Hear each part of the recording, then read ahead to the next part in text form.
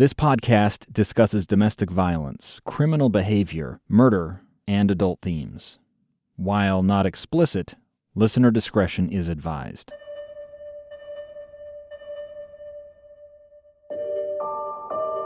Josh Powell loaded his sons, Charlie and Braden, into their car seats on Saturday, December 19th of 2009. He was leaving West Valley City, Utah, for his dad's house on the outskirts of Puyallup, Washington. His wife, Susan, had been missing for 12 days. Ellis Maxwell, West Valley City's lead detective on the case, was powerless to keep Josh in Utah. It was frustrating at the most because, this is a crime that we're investigating here, and, the individual that we're really focusing on is now leaving the state and going 12 hours away.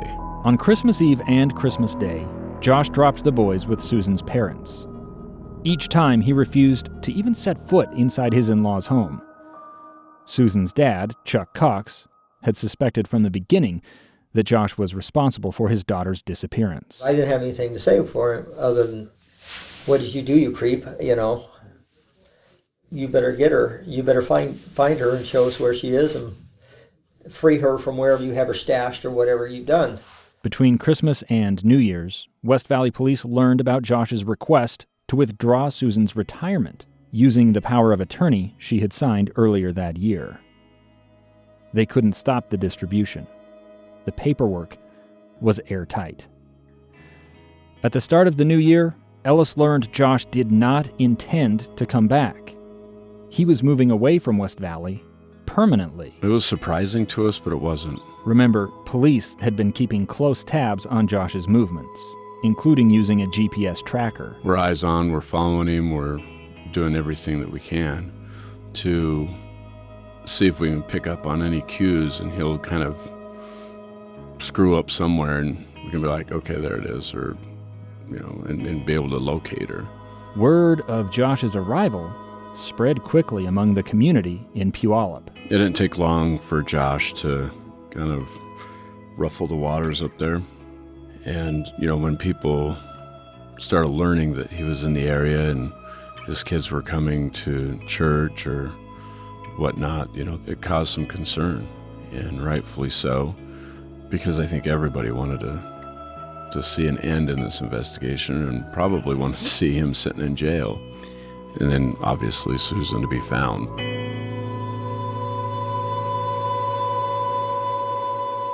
This is Cold, Episode 8, Wearing a Wire. I'm Dave Cawley. Right back after this.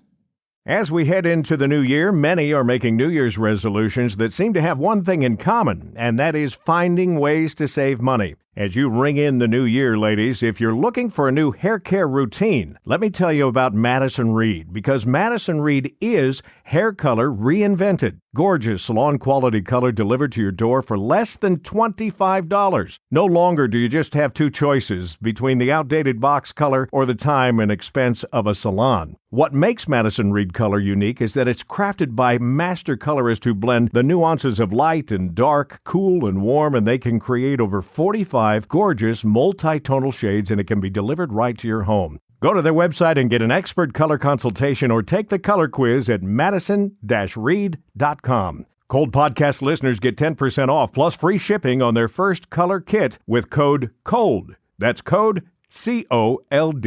Go to madison-reed.com. Members of the Gem Heights ward were buzzing. Josh had suddenly shown up in their midst. He attended services at the church on the first Sunday of 2010, January 3rd, with his boys Charlie and Braden. It had been a while since Josh had attended church with any sort of regularity. When he and Susan had met, of course, Josh was an every Sunday kind of guy.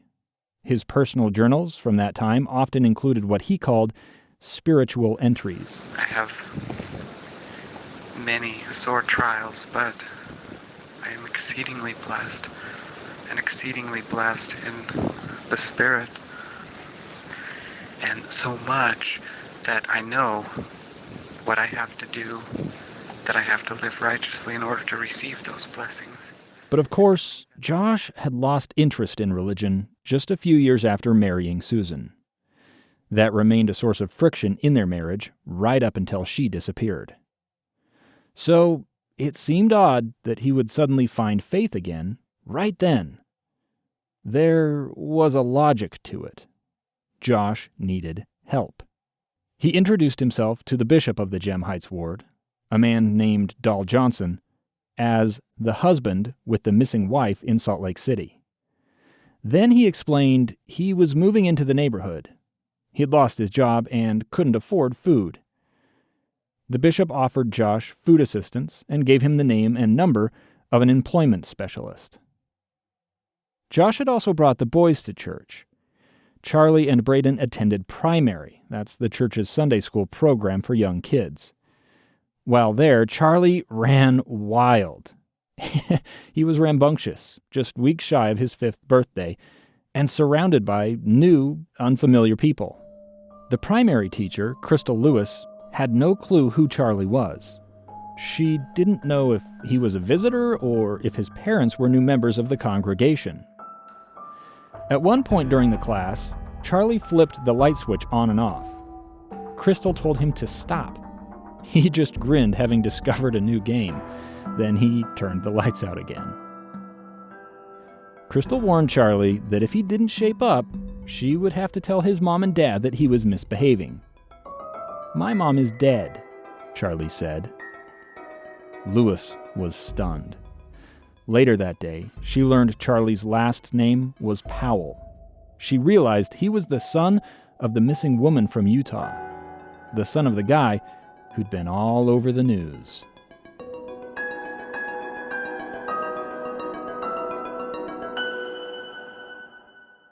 Five days later, Josh was back in Utah.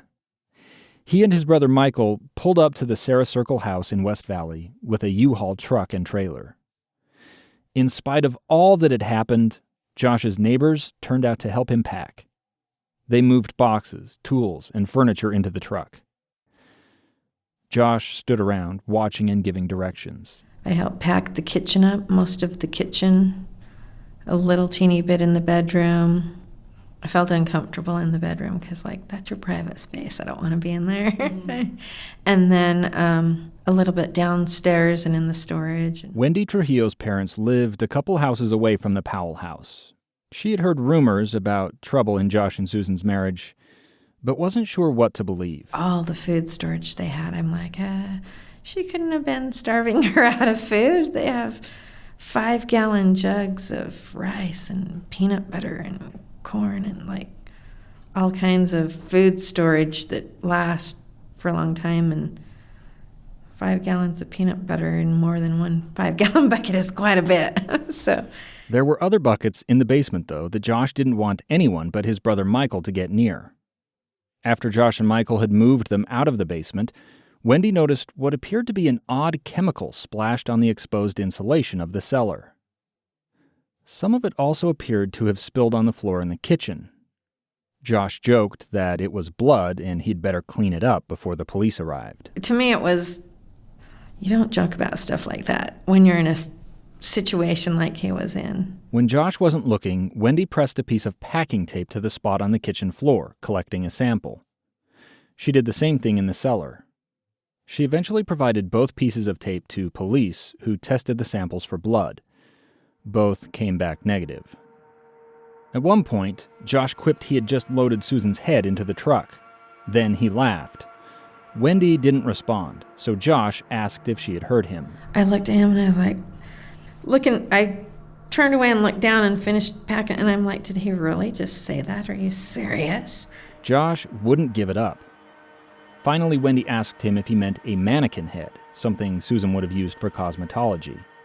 Josh said, yeah, then laughed again. It was interesting because sometimes he'd crack those horrible jokes, and then sometimes he'd be really emotional. Whenever he packed up in the bedroom, he'd get really emotional and he'd cry and he'd have to come out of the room and take a break, and then he'd try to go back in, and sometimes he's like, all right, I'm not going to work on this for, till I need to say a different day. Word made it back to Susan's parents in Washington that Josh was abandoning the house. The fact that he was moving back just said he knows where she is and that she's not coming back. Chuck Cox called Josh's sister, Jennifer Graves. We went over to help pack up, not because we felt like that was the right thing for him to do, to leave, but because we wanted to, I guess, be a little bit more in the know.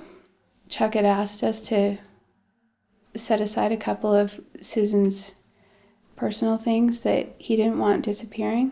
She had a graduation present, which was a bench with storage in it, and she had her journals in there, and we wanted her journals. They're our daughter's journals. We should have our journals. And he wanted everything. What use would he have for her dresses? None, but he wanted them. Michael saw Jennifer walking out of the house with some boxes, not toward the U-Haul, but instead toward her own van. He stepped in front of his older sister and told her to stop. So it just felt like a really strange situation. Why are you all covering up for him? Why aren't you just pushing him to just tell what he knows? Wouldn't that be the right thing to do? Josh told Jennifer she couldn't take the boxes or the deacon's bench. She called Susan's dad, then handed her phone to Josh. He argued with Chuck, but finally agreed to let Jennifer take the bench. So when he said we could have it, I said, she heard, yes, we can have it. She took it and put it in the car and they drove it away. So it was gone. And then later he changed his mind and said, oh no, I want it. No, you can't. Sorry, it's gone. So then it was, oh, you stole it. No. Because of pressure from other ward members that were in the room at the time, we were able to get that deacon's bench and some things. He wouldn't give I don't think he ended up giving the pictures. Or Susan's journals. Under no circumstances would he allow the Coxes to have those. Well, his dad wanted the journals, and he gives them to his dad. Really? What an idiot. Who would do that? If the move back to Washington was meant to be a clean break for Josh, it didn't work out that way. He called the Gem Heights ward leaders on January 11th to let them know he'd need help unloading the U-Haul. Latter-day Saints tend to have something of a reputation when it comes to this kind of service. The task of helping Josh fell to the ward's Elders Quorum. The president of the Elders Quorum was a man named Rod Stevens. He explained to Josh it would take some time to rally enough people, but they'd get the job done.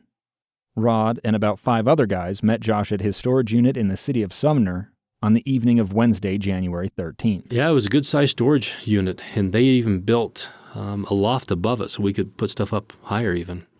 His father was there, and his younger brother was there. That would, of course, have been Michael.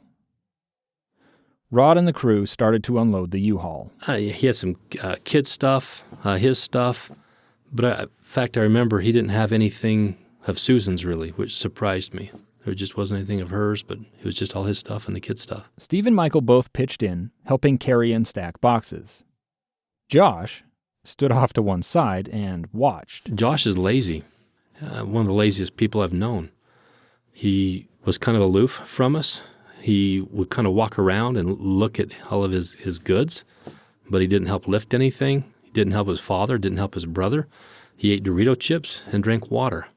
And he did that until I was so frustrated that I would grab boxes and put them right in Josh's hands. Then he would take the box that I gave him, he would set it down, then he'd go back and drink his water and eat his potato chips. Josh didn't even bother with conversation during the 2 hours it took to stack the storage unit. No, in fact, he rarely said anything at all, except to tell us thanks, and that he was, because I kept handing him boxes, he told me, he said, well, I'm really tired and really thirsty, is what he told me. And I said, okay, and then hand him another box. I didn't care. If Josh had bothered to ask, he might have learned Rod wasn't only the Elders Quorum president. He was also a federal agent. Rod's day job was with the U.S. Postal Inspection Service. I work in law enforcement, so my own thoughts were, I wonder if part of her body is in this bucket that I'm offloading. And he had so many buckets, I can't recall now, but I won't tell you, 50, 100 buckets of 5-gallon buckets. So every time I'm picking up a heavy bucket, I'm thinking, what is part of Susan in this bucket? Literally, I'm wondering that. The barrels contained food storage, grain mostly. Rod kept his eyes open, though, for any possible shred of evidence. He didn't see any. No, if I would have found something, then I would have stopped it right then, and I would have held it. I would have called West Valley, and then I would have called the local agency out. We would have held it, period. And then I would have backed myself off because, this wouldn't have been my jurisdiction or but it would have stopped right then. Of course, that didn't happen. When they were done, Rod contacted his boss, who just happened to be a former police officer for West Valley City. It was a crazy coincidence. Yeah, absolutely. You probably win the lottery easier than saying, hey, I was Josh Powell's Elders Quorum president and I work in law enforcement. Rod's boss reached out to some old contacts at the department and told them where they could find Josh's storage unit. Detective Ellis Maxwell was already on the hunt for it. He had traveled to Washington that same week and had visited several storage unit businesses in the area. At the time, police believed Josh, or possibly Steve, might be holding Susan captive in one. Ellis also visited Steve's work, Washington Correctional Industries. We didn't spend any time lollygagging around. We were interviewing friends and family, past old friends, high school friends, all the way to the Sunday school teachers, and putting together and developing plans as far as what our next step was going to be. On the same day that Rod Stevens was helping unload Josh's U-Haul, the Sunday school teacher, Crystal Lewis, was telling Ellis what Charlie Powell had told her. His mommy was dead.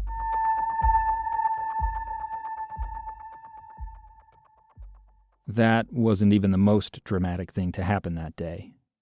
On January 13th, Josh's estranged older sister Jennifer learned her husband, Kirk, was scheduled to fly to Seattle for work the following week. I suddenly had this idea that I needed to go too, and that we needed to go and confront Josh and see if we could get him to confess. She called the West Valley Police Department to ask for some advice. At first, the response didn't seem all that enthusiastic. They don't know who to trust. They don't know that I'm really, really there to help them. But Jennifer had started to develop a rapport with many of the detectives. I called Ellis and I asked him, can I do this? I didn't even know if they would be okay with that. Would that be okay? Would that be legal? Would that mess up what they're doing? Ellis warned Jennifer that confronting Josh could be dangerous, but he couldn't stop her. The idea continued to stir in Jennifer's mind. And we're just bouncing some ideas off, and I'm like, what if I got wired? What if the police were behind this and actually wired me and we got evidence? So I called Ellis again. I'm like, this is what I want to do. I think, what if we wired me? And I went in. It was great. I'll never forget when Jennifer came to me with that proposal. I'm not going to lie, I kind of got a smile on my face, and I was like, I like this. But it wasn't that simple. Utah is a one-party consent state. That means as long as one person in a conversation knows it's being recorded, it's all good. Washington, on the other hand, is two-party consent. All people involved must be made aware of and agree to being recorded. Jennifer obviously wasn't going to tell the rest of her family she was carrying a hidden microphone. So because of that, you really got to jump through a lot of hoops, and your warrant needs to have the right language. Ellis reached out to Detective Gary Sanders with the Pierce County Sheriff's Office. They worked together to secure a warrant that would allow Jennifer to break the two-party consent rule. When your own sister, your own sibling, your own blood is willing to turn and she knows that's what's going on, that speaks volumes. Kirk and Jennifer arrived in Washington on January 21st. The following day, they went to the Pierce County precinct to meet the team. Got all wired up. I had a thing in my pocket, and that was recording. It was also transmitting a live feed of that audio to a police vehicle parked a street or two away from the Powell home. A helicopter orbited overhead. They didn't anticipate violence, but the police gave Jennifer code words to use if the situation got out of hand. If that happened, Pierce County deputies would rush the house. It was a little nerve-wracking simply because you just don't know what's going to happen, right? Yeah, we know Jennifer, we know the Powells, but we all know emotions are hard to manage. And so once she was in that situation, it was a little nerve-wracking. Jennifer summoned her courage. She and Kirk pulled up to the curb outside of her father's house at about 5:30 p.m., stepped out of the car, and knocked on the door. The audio you are hearing now comes from the recording device Jennifer was wearing that evening.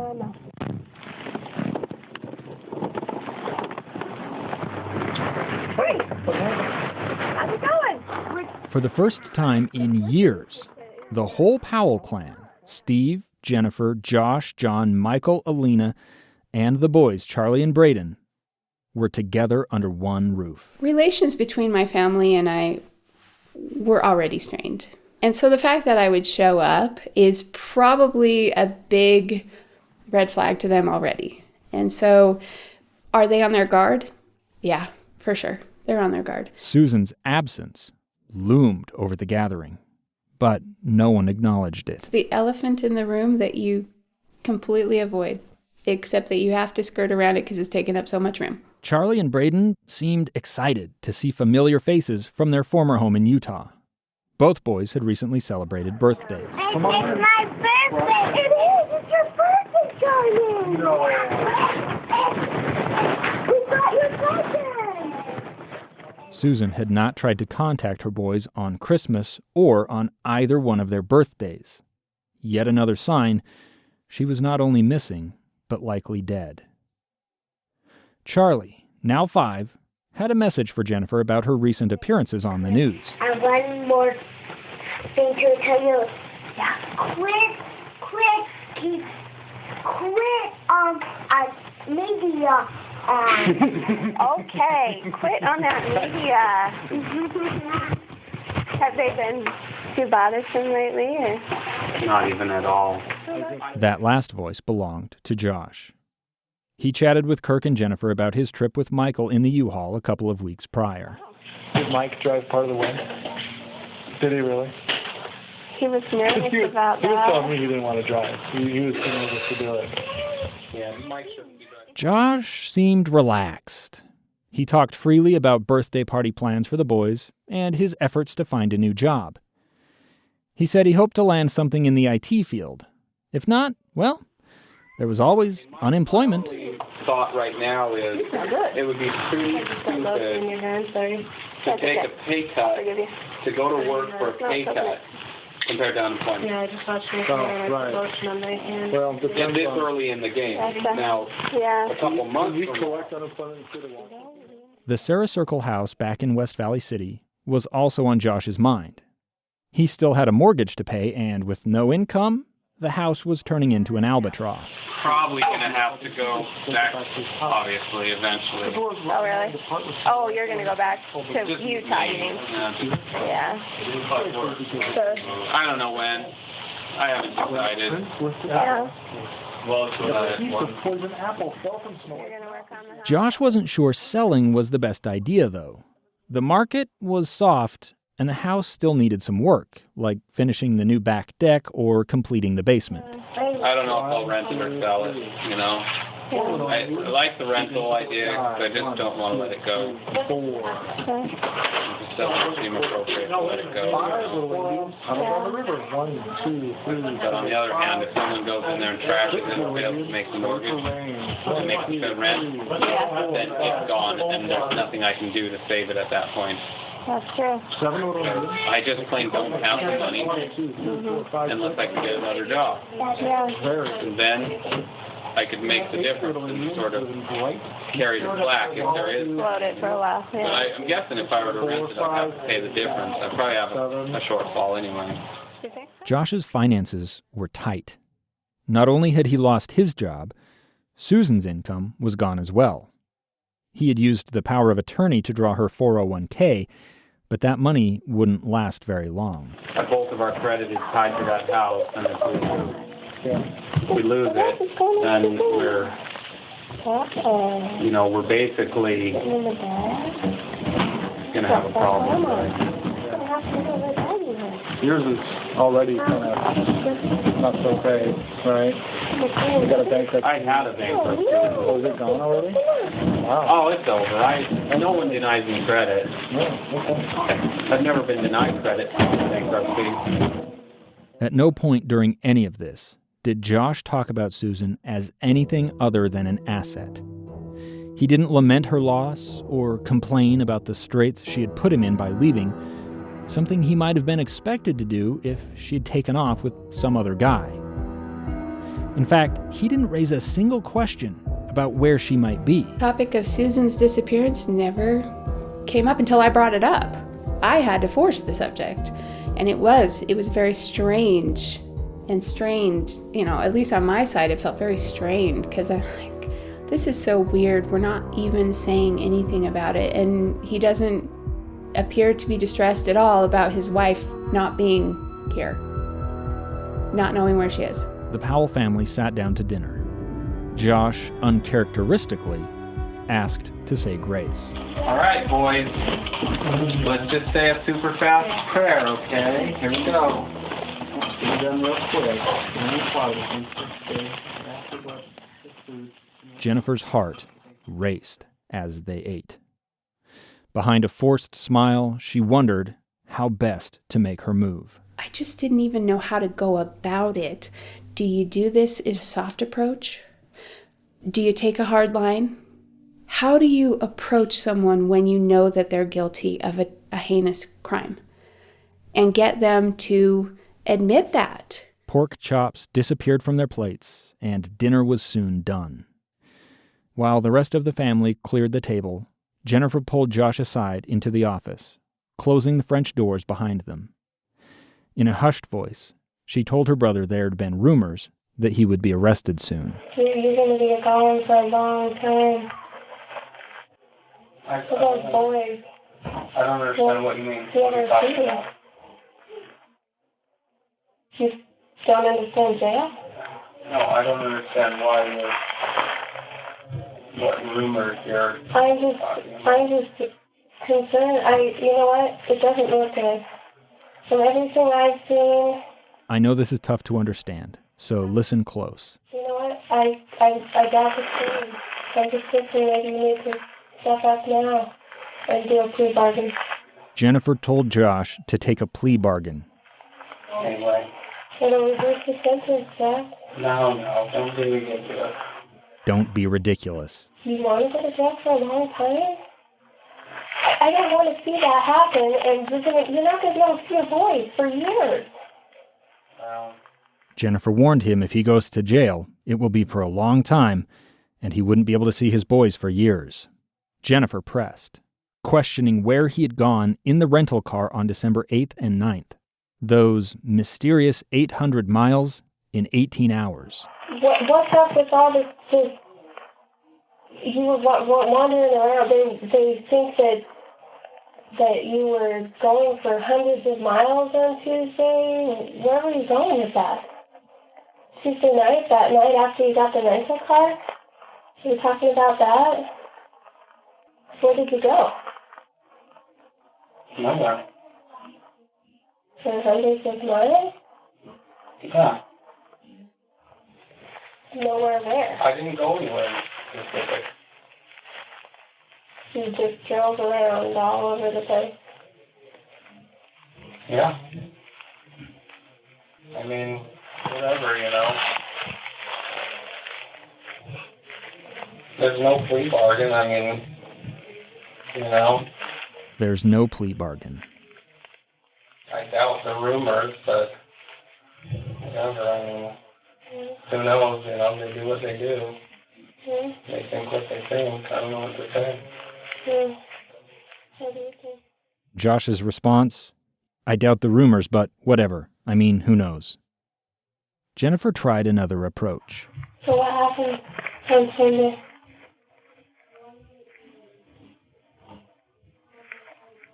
My attorney told me don't talk about it. Sometimes about specifics.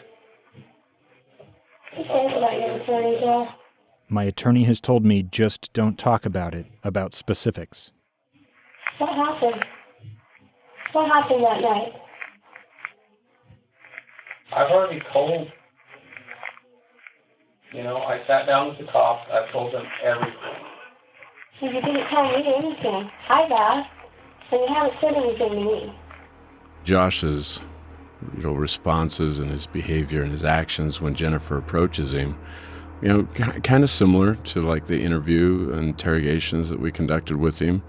I can't talk about it. I got to go through my attorney. Dude, you're not talking to a cop. You're talking to your sister. Why not? Why don't you tell anybody? Why don't you tell me? Why don't you put my mind at ease and tell me what happened? I'm your sister. Susan was my friend.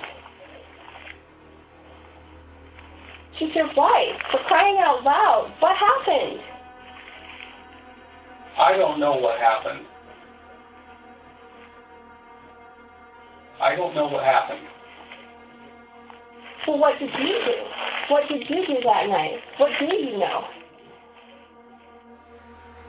Jennifer's appeals didn't work. Josh wasn't going to tell her anything. You can only play that for a minute. You can only act. The way he was acting, you can only act like that for so long. And he never fell out of that, which tells me that, he is who he is. And he's clearly responsible. It just doesn't seem like you care at all. It just doesn't seem like you care at all. Honestly, I can't believe that you didn't say that stuff. You walked away. You walked away. What do you mean walked away? You walked away. You're trying to get rid of your house? You walking away from it? The house I can't afford. So? They're not going to take it out from under you right now. Josh and Jennifer's youngest brother, Michael, had noticed them slipping away after dinner. He had followed them, staying out of view, but within earshot. For them to hear everything, I don't know that they were hearing everything, but they were probably concerned because it was a full glass wall with the glass doors, and you could see everything that was going on. And they were probably a little distressed. In fact, Michael described that day in a court filing years later.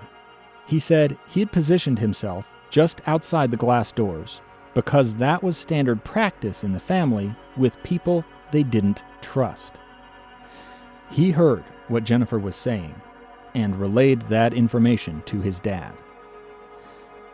Steve swooped in and put a stop to it. He interrupted, telling Josh it was time to go pick up a birthday cake for the boys' party. He told Jennifer it was probably time for she and Kirk to leave. But they were all just trying to play it cool, pretend like nothing was happening, that they had nothing to do with it. As soon as Steve left the room, Jennifer went back to work. She challenged Josh, asking what he was doing to aid the search. Josh replied in typical form that he was building a website. And I'm not going to do anything in the public. I don't care what anyone says about me. You can say what they want.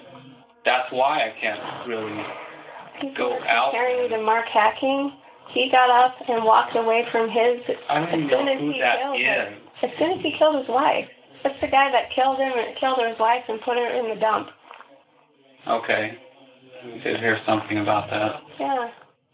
Josh was not being honest here. He knew the Mark Hacking case very well.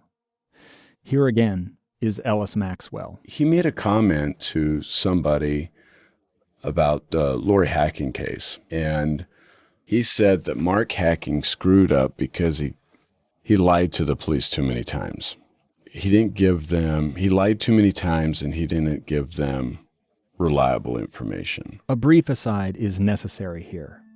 Mark Hacking shot and killed his pregnant wife Lori in their Salt Lake City apartment in July of 2004, just months after Josh and Susan first arrived in Utah. Hacking tried to stage Lori's murder as a disappearance. He took her car to a nearby park where she liked to jog and abandoned it there. He dumped her body and the mattress upon which he had shot her in a dumpster, then went and bought a new mattress to replace the blood-stained one. Hacking called 911 to report his wife missing, saying she'd failed to return from a morning jog. He went before news cameras and tearfully asked for help. The local community sprang into action, just as it had 2 years earlier when a young girl named Elizabeth Smart had been abducted from her bedroom. Salt Lake City police detectives immediately spotted inconsistencies with Mark's story. Little details, like the position of the driver's seat in Lori's car. Lori was short and wouldn't have been able to reach the gas pedal, but the seat was set perfectly for somebody as tall as Mark. They also learned Mark had not graduated from the University of Utah as he had claimed. Nor had he been accepted to a postgraduate program in North Carolina, as he'd led his family and Lori to believe. Mark Hacking had woven a web of lies that was stunning in its complexity. It had all come apart when Lori learned his secret, confronted him, and demanded he come clean. That is why he killed her. Police recovered Lori's decomposed remains from a landfill after a search that stretched on for several weeks. Detective Ellis Maxwell had a hand in that. I was a part of that investigation. I was out at the landfill for, I can't even remember how many weeks, looking for Lori. I haven't been to the landfill since. I was sitting on the other side of the fence a lot of those days, just waiting. Oh, yeah. my. Yeah. It was horrible. Yeah. That was not the only tie. Before her death, Lori Hacking had worked for Wells Fargo Investments, the same company where Susan was working when she disappeared. Some of Susan's coworkers had known Lori. When Susan disappeared in 2009, many people were quick to draw parallels between her case and that of the Hackings 5 years earlier. The sense in the community seemed to be that Josh would crack under the pressure and confess, just as Mark Hacking had, and that the police would in short order locate and recover Susan's remains. Neither happened. Josh was a much better liar than Mark. Josh clearly took something from that case. And in all honesty, is very good advice, right? You cannot offer too many lies, but you also have to offer some truth, okay? And he followed that fairly well. The comparison didn't faze Josh. He brushed off Jennifer's comment, flatly denying that his situation was anything like that of Mark Hacking. So why were you having so many problems just before she disappeared then? We weren't having a lot of problems. Well, you've been a few weeks, but she was talking We weren't about having stuff. problems. You weren't having problems? No. I just don't buy it. I talked to Susan myself. Josh, you can't tell me that I didn't hear it from her. Josh had had enough. He told Jennifer he was leaving to go get the birthday cake. I finally actually shoved him into the bathroom and was like, come on, just tell me where her body is. I think you just need to confess now and get it over with. Don't be ridiculous. I've told you already. I see it in your face, Josh. I can see it in your face. I can see it in your face. I don't know what to say because I've already told you. Everything I've seen and now this. Just I don't know what you mean and now this. And now this in your face. I don't know what to say. If But you, I guess I'm going to go do what I'm going to do. I'm going to go get ready for the party. Josh left with his brothers, John and Michael. The operation, in Jennifer's eyes, had failed. She and Kirk gathered their things and started making for the door. On the way, she shot a parting comment to her dad, Steve. I'll have to enjoy it while I can, I guess. He'll have to enjoy it while he can, I guess. What? I mean, while I can. What do you mean, while he can? I don't think he's going to be able to escape this much longer. I don't think he's going to be able to escape this much longer. Escape what? Escape what? Really obvious. Who? What's obvious? Yeah. What he's done. Excuse me? It's not obvious to me. Maybe obvious to you, but you might be imagining things, and you've always had a hard time with reality. That's a reality in your case. I don't know what you're talking about. Hard time is my reality. Yeah, you need to face reality. Okay. Yourself in your own way. Reality. Yeah. Let's see. Josh went camping in the middle of the night, and Susan's gone. That doesn't sound like reality. Unless he did something. Steve told Jennifer to face reality, and Jennifer said, I'll face reality. Let's see. Josh went camping in the middle of the night, and Susan's gone now. That doesn't sound like reality unless he did something. Yeah.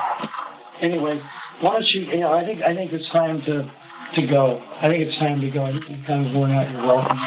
Yeah. The pretense of civility that had cloaked the Powell family during dinner came off. You are a goddamn is what you are. And to talk about your brother and my son that way and to make things up. Call your daughter that? Shocked, Jennifer's husband Kirk stepped in to defend his wife. Steve, it's been a month and a half. And there's only 2 scenarios. Hey, you know what? Jenny's the one who said the thing about the Elizabeth Smart. Right. She said that 2 days after it happened. Somewhere out there, maybe, she's still alive. Right. But after a month and a half, an adult female, odds are like 0, or she's dead. Those are the 2 scenarios. They're talking over top of one another there, but Kirk told Steve the odds were Susan was likely dead. The other female voice you hear there belongs to Alina, the youngest of the Powell children. Jennifer questioned why Josh had spent the morning after Susan's disappearance cleaning his house and doing laundry. Alina offered a full-throated defense of Josh. You know how hard it is to sit on your ass and do nothing when you're in absolute horrible, horrific pain? Yeah, when you have your heart to break. The last month and a half has been nothing but pain. And you sat there and stared at a wall the whole time. He is different than you. He works when he's exactly what has been happening. Around and works. Did you hear her say that? Is why he's going around doing everything he does. Alina claimed Josh dealt with his pain by working and accused Jennifer of doing nothing. Steve was irate. He seized on something Jennifer had said, ignoring the talk about Josh. She said that I hated Susan? Yeah. Ever since you made a pass at her? Oh, that is the funniest thing on the world. Did she tell you that? No, hold on. Oh, yeah. Absolutely. Because she's a lying Oh, so you're saying Susan's a lying No. Apparently she is not. There is a lot going on here. Alina, it seemed, felt little care for Susan. But Steve, confronted by this idea of Susan hating him, rejected the thought. No, she didn't tell you the whole story, but I'm not going to tell it to you because you guys aren't going to accept it anyway, and I'm not going to. Hey, she lied to you. You're probably right. You're probably right. You probably wouldn't believe it. You wouldn't believe it. Probably. She lied to you about but it. the reality is, the fact is, he has always spoken highly of her. He has gotten her birthday presents every year. He's gotten her Christmas presents. And buy her always being. You know, just get off my porch. Get off my porch. Jennifer and Kirk retreated to the car. As they drove away from the house, she filled in her husband on what Josh had said, or more accurately, hadn't said. Did Josh get vocal or anything, or did he simply calm over? No, he got defensive, but he was all more like, I can't believe you would do that, or you think of it. Okay. No. I know that's tough to hear, but Kirk asked Jennifer if she was okay, and Jennifer said no. Yeah, I guess that's it. Well, yeah, that's nothing to talk to my dad, but he is so awful. Kirk consoled his wife as best he could.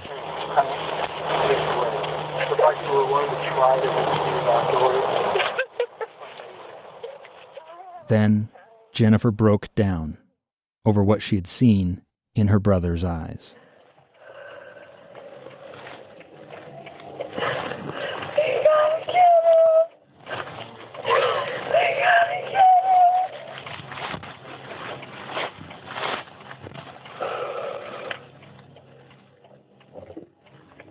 God, he killed her.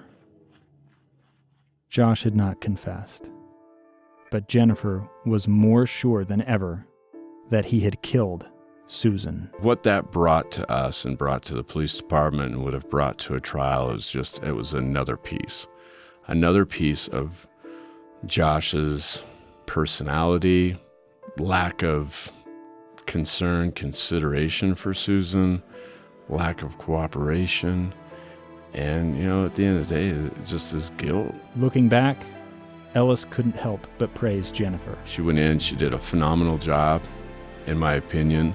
She probably felt like she didn't do enough. She didn't push hard enough. She didn't get what we all wanted. And, but at the end of the day, I hope she knows that there was nobody that was going to break Josh. Nobody.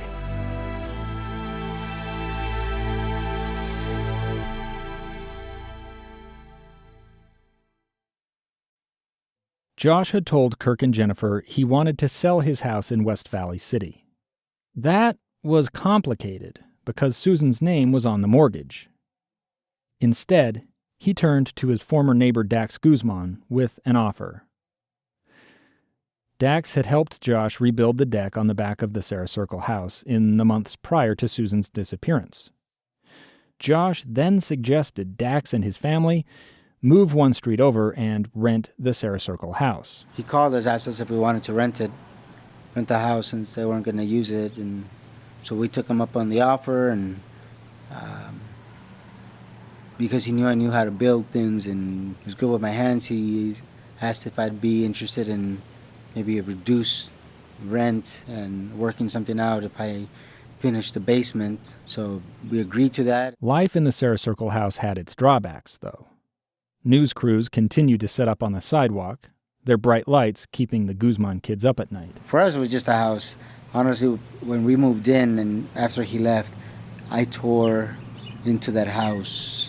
Dax wanted to know if Susan might still be on the property. Tore into the ground, tore up a little bit, some of the parts of the basement that looked like they had been redone, but found out it was just more plumbing that had gone in, which was fine. Tore up the backyard, the garden that was there, several feet down. I tore the whole thing apart. Just making sure that there wasn't anything there. Looked through the shed. There's a whole bunch of 50-gallon water gallons in there, and made sure that there was no body in there too. It was just a lot of freaky stuff, but you see things on TV, you see things on the news and movies, so I checked as many places as I could, and she wasn't there. Josh had a hard time finding allies among the local church congregation in Washington. By that point, word had spread among members of the Gem Heights ward, and some were unnerved or outright fearful to see a suspected murderer sitting in their Sabbath services. He came to church for a while, and he would sit in the back of the elders' quorum. He would open up his scriptures, and never turn a page, and look blankly in them for the whole hour. It was, you could just tell. He was sitting there, but he wasn't there. Church members fell in love, though, with Charlie and Braden. The noisy, playful boys would run through the hallways of the church building on Sundays. Rod Stevens, the president of the ward's elders' quorum, who had helped Josh unpack his U-Haul, said it seemed as though Josh wanted to find his boys some friends. But it caused a lot of problems because everyone liked his two sons, but they didn't want Josh around. And nobody wanted to let Josh in their homes. So it was awkward. It was tough. And you really felt bad for those two good-looking kids. But and as much as you want to be involved in those kids and help those kids, you don't want him by you. And you could just feel it. He just was vacant. Before long, Josh and the boys disappeared. Maybe a month or 2 months had gone by, and he quit coming to church. And then finally, the executive secretary to the bishop, he saw him at Lowe's and said, "Hey, we haven't seen you in church for a while." And that's when he told him, he said, "I don't believe in God anymore." A few months later, Josh published a website explaining his decision to abandon the Church of Jesus Christ of Latter-day Saints and investigate non-denominational Christianity as an alternative. The proficiency of the Mormon Church to organize and motivate people to action can be used for positive purposes, such as when church members help people with moving or with home repairs, However, this solidarity also motivates individuals to cover for fellow Mormons and attack perceived critics of Mormonism. I'm not implying that there's anything wrong with Josh choosing not to identify as a Latter-day Saint any longer. But this website was a slap in the face to many of the people, both in Utah and in Washington, who had volunteered their time and effort to help Josh move, in spite of their own suspicions. Is absolutely self-serving, in my opinion. And I think he was there, 2 reasons. One, I think he needed the help of the church, which was okay. But I think he wanted to keep up appearances just long enough to where he thought it was okay. And after that, then he quickly left.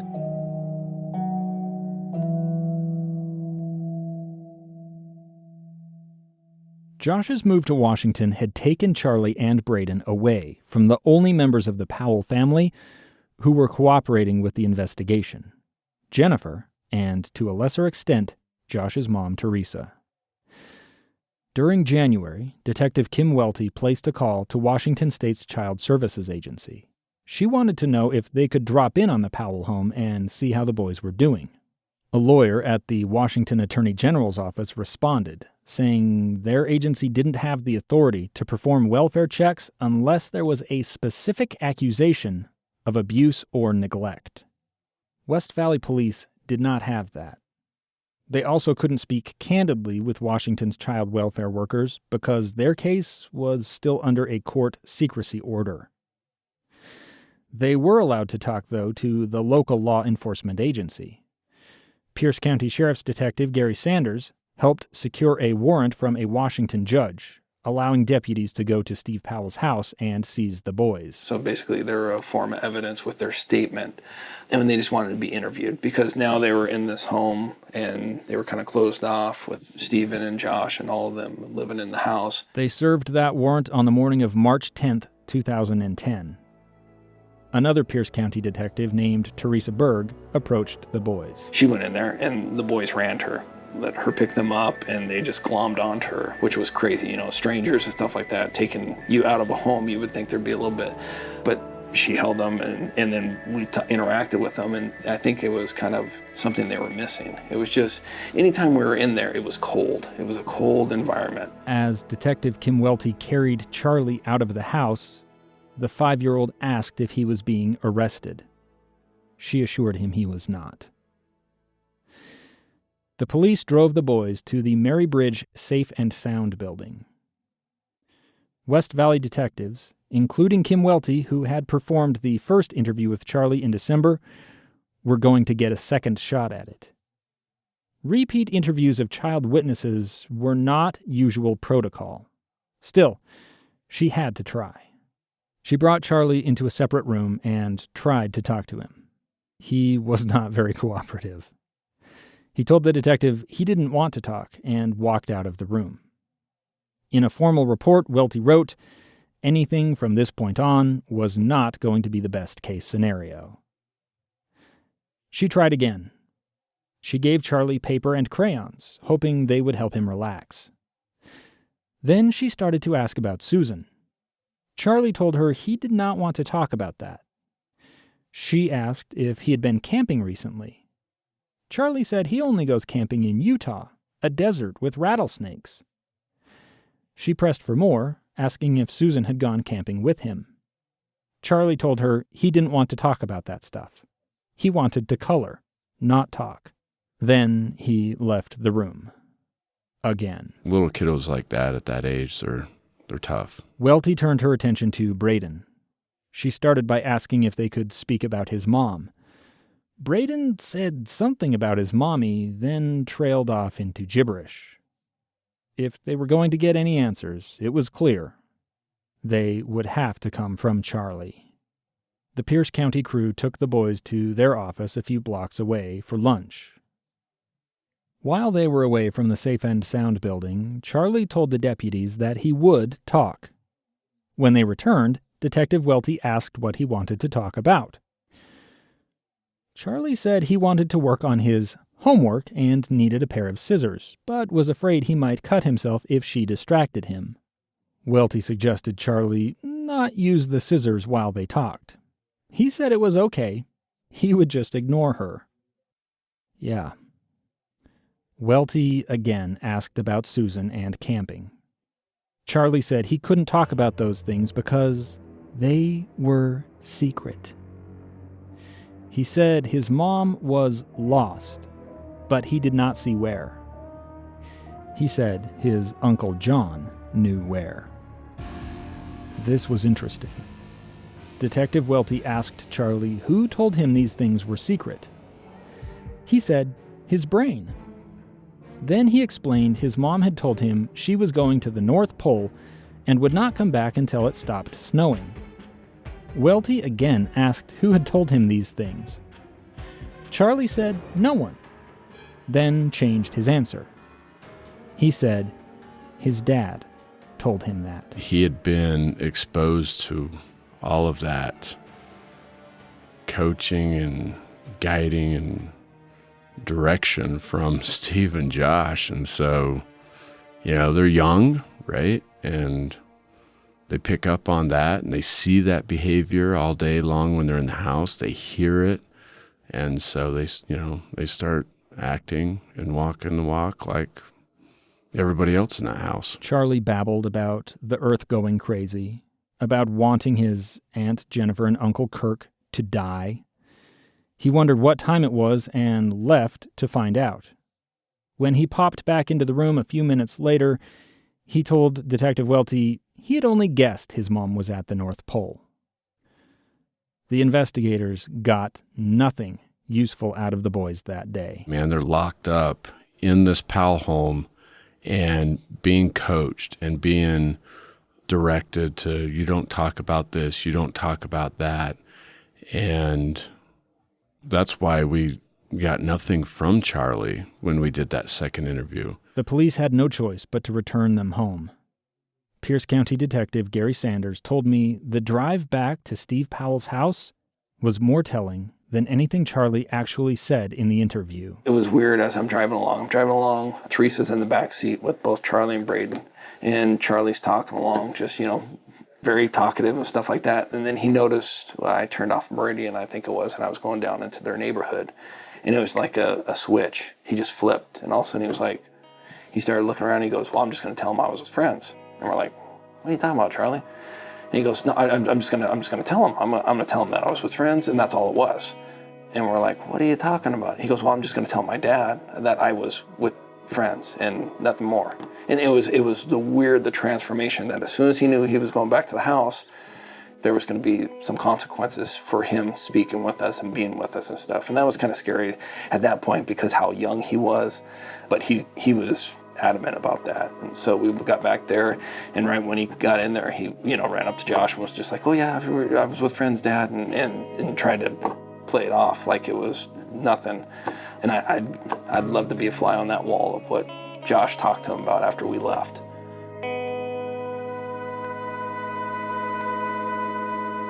On the next episode of Cold. If he would kill his wife because he's got something broken inside of him, kill his kids. He might. Do we know that? I know you're just saying, he'd never do that, but I don't think so. If you haven't already, please subscribe to Cold. Toss us a rating or a review. You can find Cold on Facebook, Instagram, and Twitter at The Cold Podcast. For video clips, pictures from the case, and more, hit up thecoldpodcast.com.